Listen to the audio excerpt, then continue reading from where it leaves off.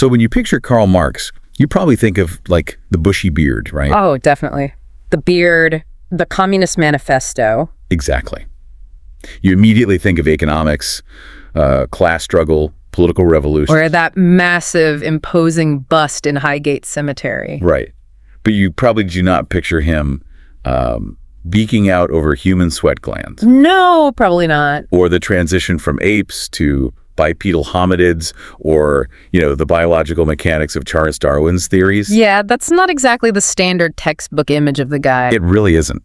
But today we are taking a deep dive into a completely different side of history. We're looking at an intellectual landscape that honestly upends everything you might assume about one of history's most famously categorized figures. It really forces a total reframing of his work, because to truly understand what he was getting at with his economic and political theories, you actually have to read him through an entirely different lens. You have to look at Karl Marx as an anthropologist. Right, which is just wild to think about. So welcome to today's deep dive.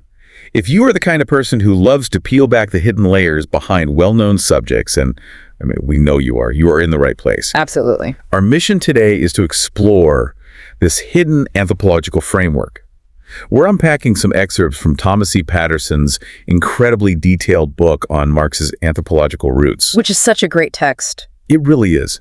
So we're going to explore how 18th century Enlightenment thinkers shaped his view of humanity, why he was so obsessed with evolutionary biology, and how the physical evolution of early humans factors into, his entire worldview. Yeah, and to understand how he built that worldview, we actually have to rewind a bit before his time, back to the 1700s. Setting the stage. Exactly, because Marx was very much a child of the Enlightenment. He was stepping into this intellectual arena where European thinkers were actively trying to historicize nature and human society. Right. They were trying to define human nature itself.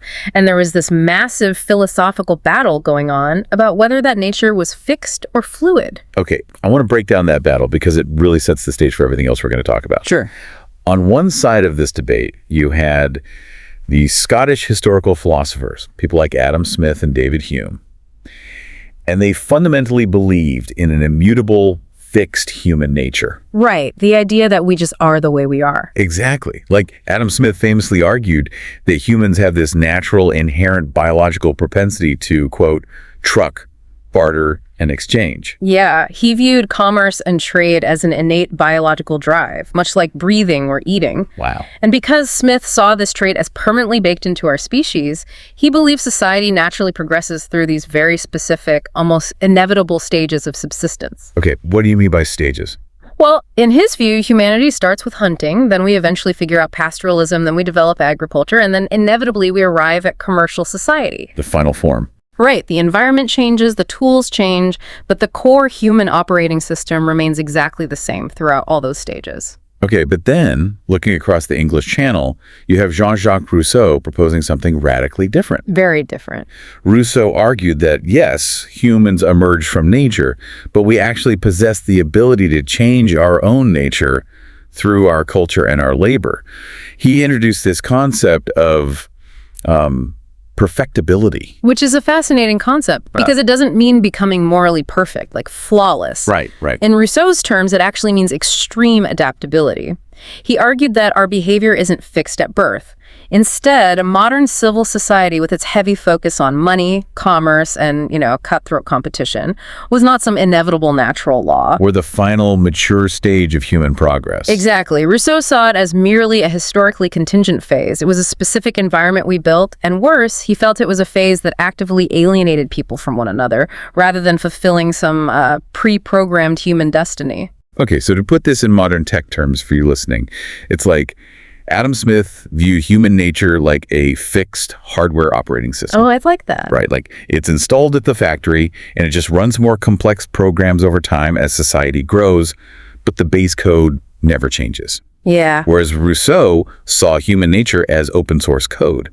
The software completely rewrites itself based on the environment and what the users are doing with it. That analogy captures the divide perfectly, and Marx essentially takes Rousseau's open source concept and just pushes it much further. How so? Well, he takes that fluid idea of human nature and grounds it fiercely in the physical, biological human body, and specifically in the concept of labor. Okay. He completely rejects the idea of a singular, static human essence. Like if you asked him to define human nature, he would say it is plural. Plural, meaning there's more than one. Yeah, it is a constant dialectical interplay between our biological bodies, which he called our corporeal organization, and the ensembles of social relations that we're born into.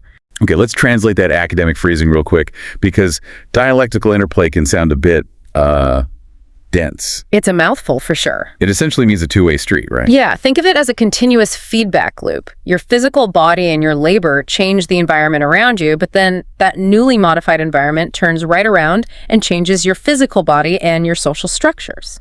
So we're shaping the world, and the world is shaping us. Precisely. We are natural beings, subject to biology, but we are also deeply social beings. And the bridge connecting our biology to our society is a concept Marx called praxis. Praxis, which basically means conscious, purposeful labor. Right. But I want to dig into how that actually works in practice, because, animals labor all the time, birds build these intricate nests, beavers engineer entire river systems. They do. So what makes human praxis different from, say, a beaver building a dam? The difference lies entirely in intention and imagination. Marx actually has this wonderful comparison in his writings. Oh, I think I know the one. Yeah. He points out that a spider conducts operations that look remarkably like a human weaver. And a bee building a honeycomb could put, like many human architects, to shame with its geometric precision. Oh, definitely.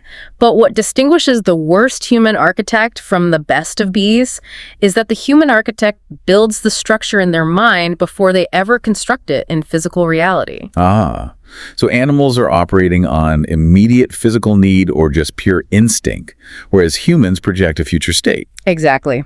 We imagine a goal, and then we actively transform the natural world to meet that goal. We do. And here is the critical mechanism of praxis, right? Yeah. In the process of transforming nature to satisfy a need, we accidentally create entirely new needs, which then transform us. Yes, that's the core of it. I want to make sure you can really visualize this, so let's use a grounded historical example. Think about the invention of the plow. Okay, great example. Right. So early humans invent a plow simply to get more food out of the ground. They are transforming nature. Basic. Exactly. Yeah. But once that plow exists, everything changes. Huh. Suddenly you need draft animals to pull it. You need metallurgy to repair the iron blade. You need specialized skills. Right. And because you are farming a specific plot of land intensely, you invent property lines and land ownership.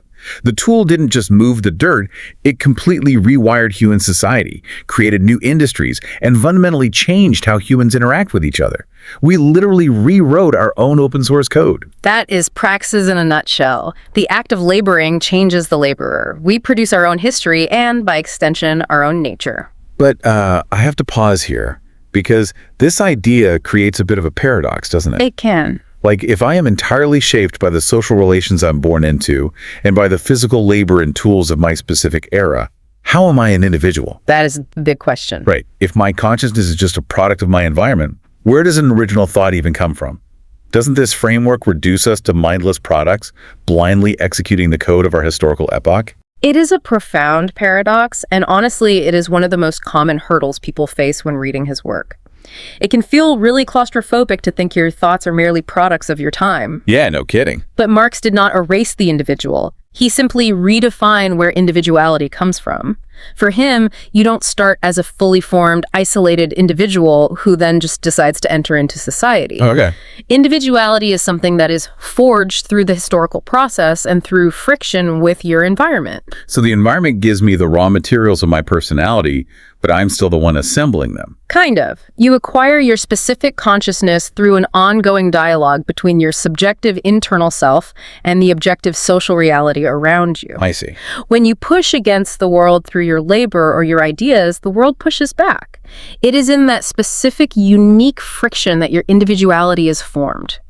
You're an active participant in an environment that you are simultaneously shaping and being shaped by. That makes a lot of sense. It's a dynamic relationship, not just a one-way programming stream. And because Marx viewed humanity as this highly physical, biological species constantly evolving its own nature through material interaction with the world, his mind was fertile ground for a massive scientific bombshell that dropped in 1859. Oh, yes. Charles Darwin publishing On the Origin of Species. Marx reads it almost immediately, and he is just absolutely thrilled. He loved it. Which makes perfect sense when you consider his anthropological framework. Darwin offered a view of nature that was deeply materialist and non-teleological. Right, meaning no predetermined end goal. Exactly. Darwin proved that biological life wasn't marching towards some divine endpoint. It was evolving dynamically through concrete material interactions in the present environment.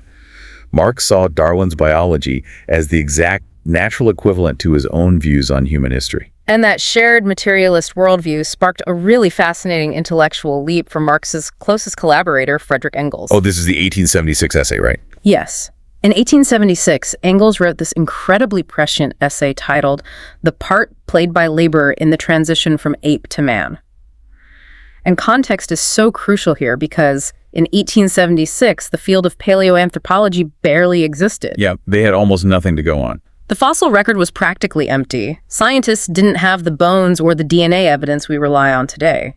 Yet Engels used this materialist framework of labor and environment to logically deduce the evolutionary sequence of human beings. He theorized that the sequence had to happen in a very specific mechanical order. Right. First, he argued for bipedalism, our ancestors standing and walking upright. Second, because we were walking upright, our hands were freed from the task of locomotion. Which is huge. Right, because that allowed for complex manipulation and tool making. Third, the intricate manual labor and tool use stimulated the massive expansion of the brain. And finally, the social coordination required for this complex labor led to the development of language and culture. And the wild part is, modern paleoanthropology and molecular biology have largely confirmed Engels' deductive sequence. That is just mind-blowing. It is. We now know that millions of years ago, early hominids were forced out of dense African forests and into open, broken savannas due to climate shifts. Right. Navigating the tall grass of the savanna to spot predators and needing to carry food over long distances, well, that made bipedalism a massive evolutionary advantage. Standing upright fundamentally changed the structure of the pelvis and the spine, but crucially, like you said, it completely liberated the hands. But moving into the open savanna introduced a massive biological paradox. It did. Bipedalism and tool-making paved the way for a bigger brain, but the human brain is an absolute energy hog. Oh, big time. It demands a massive amount of calories, and as a result, it generates an immense amount of heat. So if you were an early hominid running around the sun-baked savanna with a rapidly expanding brain, you face a severe thermal problem. A brain that overheats leads very quickly to the death of the organism.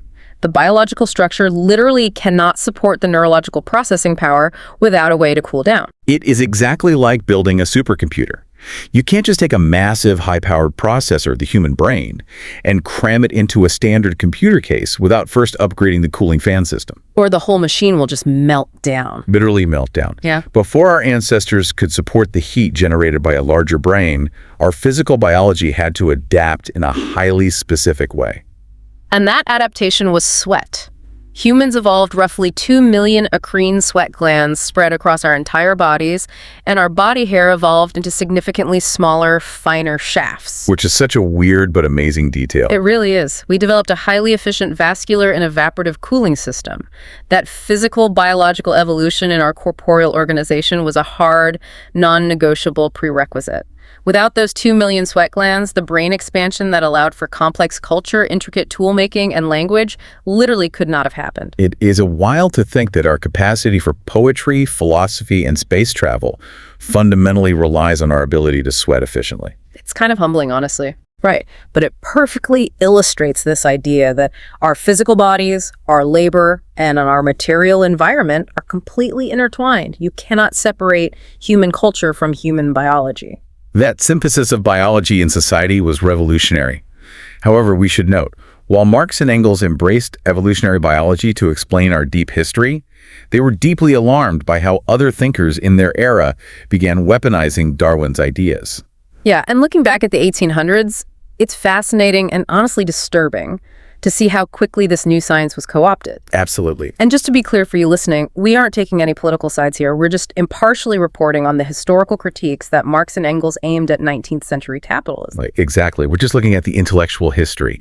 Because Marx wasn't just debating biology in an ivory tower. He was reacting to people who were actively using Darwin to justify the brutal, systemic inequalities of the Victorian era. So during the late 19th century, certain political economists and social theorists became what Marx and Engels derisively called bourgeois Darwinians. Yes, these theorists took biological metaphors, phrases like the struggle for existence or survival of the fittest, and began applying them directly to modern human social structures. They started blending Darwin's biology with older, much more cynical philosophies.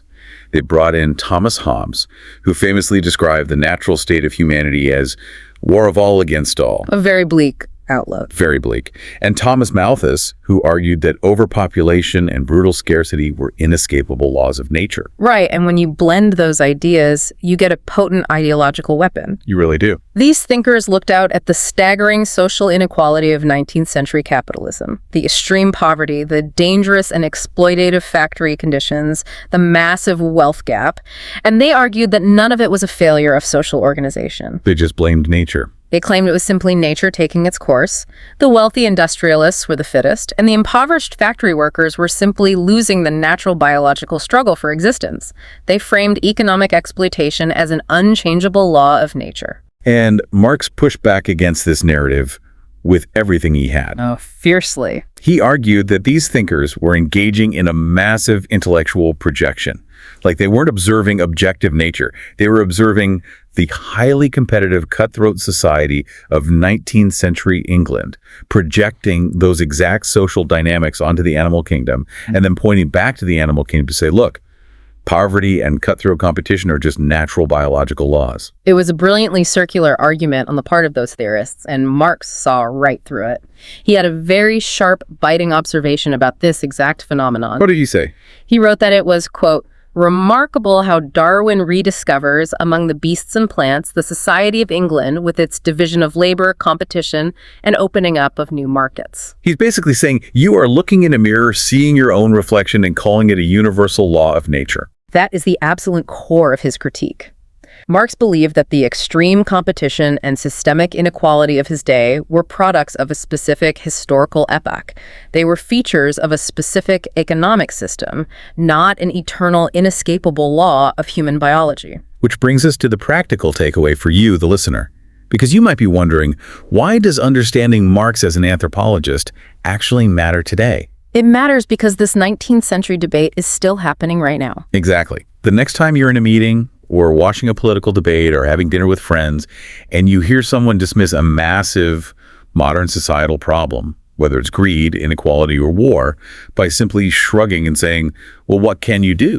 That's just human nature. You now have the tools to intellectually dismantle that assumption. You do. You can ask whether the behavior we are observing is truly driven by our fixed biology, or if it's just a product of the current ensemble of social relations we happen to be living in. Recognizing that our nature is open source and adaptable gives us profound agency. If human beings consciously built the current social structures through our labor and history, it means we have the capacity to consciously remake them. It empowers you to see the structures around you as temporary and changeable, rather than permanent and inevitable. We are not trapped by our biology. No, we are constantly in the process of becoming. Which leaves us with one final lingering question to mull over. It builds on everything we've explored today about the relationship between our bodies, our tools, and our minds. Right. If Marx and Engels were right, and our physical human nature and our brain development were literally shaped over millions of years by our physical interaction with the natural world, by bipedalism, by manual labor, by the friction of physically making things. How is our modern form of labor changing us right now? Exactly. How is our highly sedentary, screen-based digital labor currently rewriting the physical and psychological nature of the human species? It's a slightly terrifying thought. It is. For the millions of years, our open source code was written by moving through the physical world. Today, we sit in temperature-controlled rooms, staring at glowing rectangles, performing abstract digital tasks. Yeah. If our bodies and minds adapt to our labor, that code is absolutely being rewritten right now. It makes you wonder what physical and cognitive adaptations future paleoanthropologists will find when they study our era. It really does. Because when you step into the world of human evolution and anthropology, that neat, rigid stone statue of Karl Marx completely shatters. We aren't frozen in stone at all. We are living, breathing, sweating code, constantly rewriting ourselves. Thanks for diving deep with us today.